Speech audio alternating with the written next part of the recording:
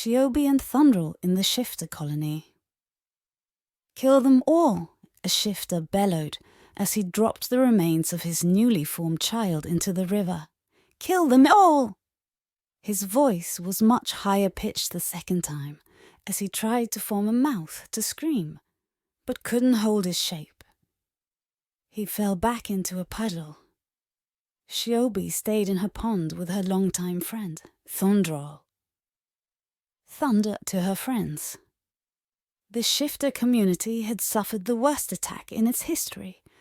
15 newly formed infants, including their god, Thunder's daughter, had been burned by... Shiobi wasn't sure who, but it was either an elf or a human, because there were footprints and red blood. Shifters had gels, not blood like humans or elves. Shifters didn't leave footprints, unless they meant to. They could take on any form they wanted. They could be a rock. They could be a human. With practice, they could be so detailed that no one could tell the difference between a shifter and whatever they were forming. Most adult shifters were experts at taking and holding the form of something else.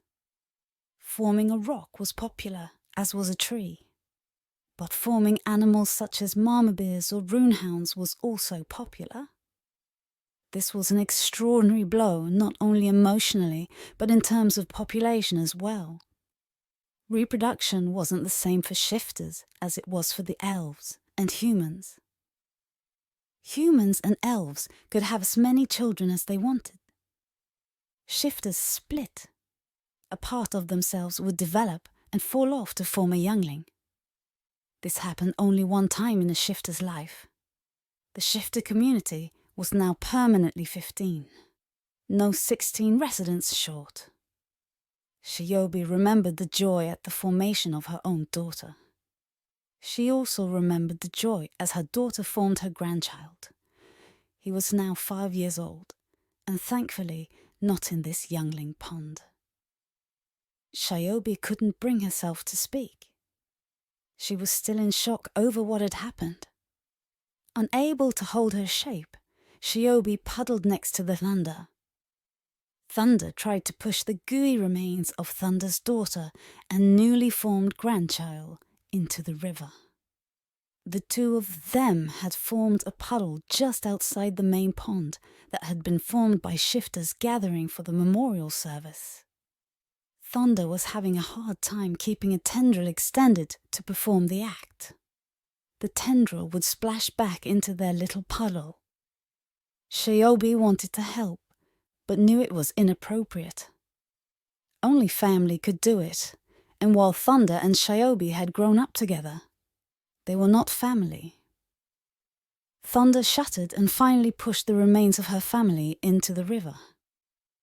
They sank to the bottom.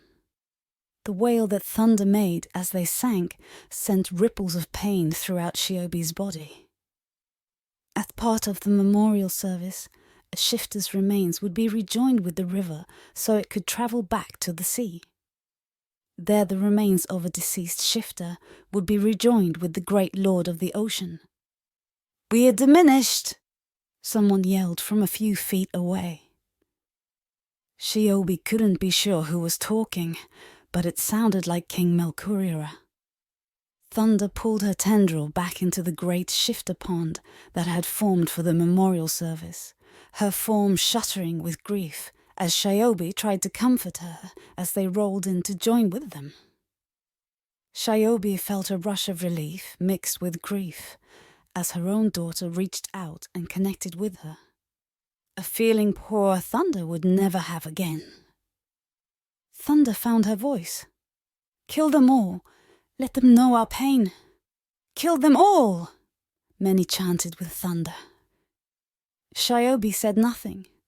There were a little over 56,000 shifters remaining. The bipedals were no match for battle-trained shifters.